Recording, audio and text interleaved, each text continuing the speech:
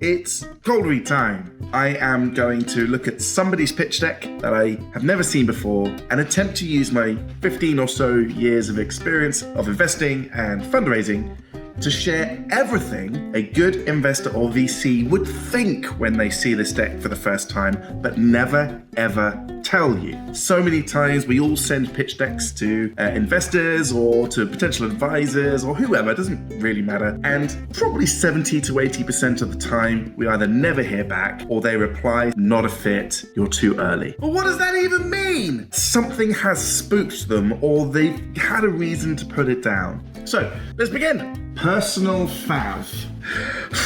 CBD infused pleasure oil. This branding tells me it's obviously kind of sex related, but I can't tell if it's cannabis and sex related or just sex related and something just happens to have CBD in it. Because these are products that look like they exist, if I don't see sales but I see products being presented before me, I'm gonna put it down. All right, I see 20 slides. I'm probably not gonna read them all, so what I'm gonna do now is I'm just gonna scan really fast those 20 slides, check for some information which really sticks out. So we are passionate about empowering people to prioritize their pleasure. Okay, I did not know that.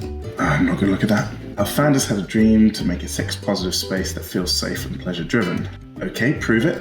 Because these are numbers, this is going to be market opportunity. Femtech is 12.4%. But if this is about sexual well-being, why is it specifically femtech? Sex products apply to all genders, frankly.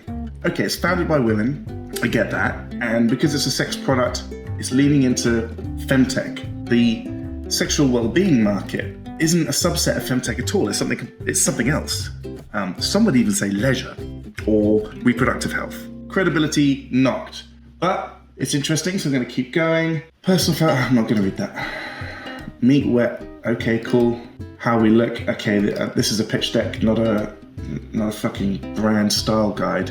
You should have been selling for a year now. Okay, cool, don't care about your bundling, don't care about your future products. You've been trading for a year. You told me you've been trading for a year and I haven't seen anything yet. I'm still in scan mode. Financial timeline. Ugh, that is ugly. I'm not going to read it. Todd! In a business plan, yes, I get it. But in a deck that's supposed to get me to meet you, too much. Now, is this projection or actual? How much of this is real? There is revenue here. And a reasonably good-looking amount of revenue, but it's not telling me how much of that came over the last 12 months versus how much is a projection toward the end of the year. And considering Christmas is coming up, we'll have a natural skew towards holidays. Okay, you're seeking what sounds like a very large seed or a small to medium A. You're doing a convertible note with a cap. It's a relatively low cap for that amount of money, actually. I would advise them to increase the cap.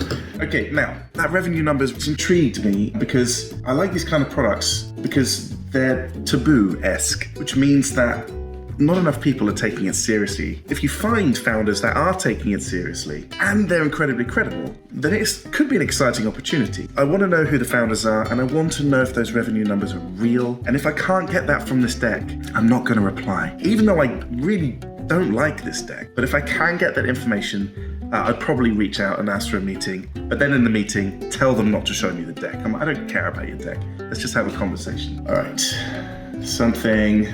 Okay, here we are.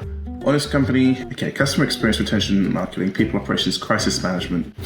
I'm sure she's great, but there's nothing there that makes me go, fuck, that is a pattern of somebody I should invest in. Very customer focused, great skill set to have, but it's not founder focused. Okay, Hannah, sorry, doesn't cut it based upon what I'm reading here. Stephanie.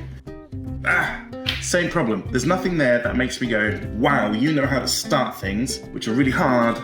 I'm sure if I met them in person, I may feel differently, but this isn't about meeting them in person. Okay, now let me see if I can find the legitimacy of that revenue. Their market's bullshit. I don't believe that 1 second, but I do know sexual well-being is a large market. A year's worth of sales, okay. Financial, such an ugly slide. 2021, that's what I care about. They seem obsessed with brand, but it's not the right thing to be obsessed with in a pitch deck. Please show me on this slide what is real and what is not. Now, I'm sorry, cold read done. But I like it for what I think it is trying to be versus what it's telling me it is. And we're talking about a product where I do not believe they've placed their market properly. There's nothing about the founders which make me feel they're an expert in this product domain or starting companies and projects, and that the financials are opaque in terms of what's real and what's not. I would say sorry.